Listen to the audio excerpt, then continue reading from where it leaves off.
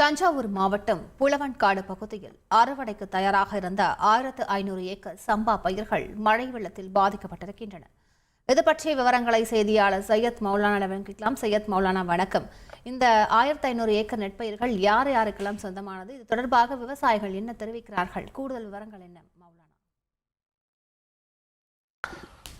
தஞ்சை உள்ளிட்ட டெல்டா மாவட்டங்களில் கனமழை காரணமாக பல்லாயிரக்கணக்கான ஏக்கரில் நீரில் மூழ்கி பயிர்கள் அழுகி வருகின்றன. ஒரு பக்கம் இருந்தபோதும் மறுபக்கம் பார்த்தீங்கன்னா அறுவடைக்கு இன்னும் 15 தினங்கள் இருக்கக்கூடிய அறுவடைக்கு தயாரான நெற்பயிர்கள் அனைத்துமே இந்த கனமழையின் காரணமாக முழுவதுமாக வயலில் சாய்ந்து அது தற்போது அழுகி முளைக்க தொடங்கியிருக்கிறது.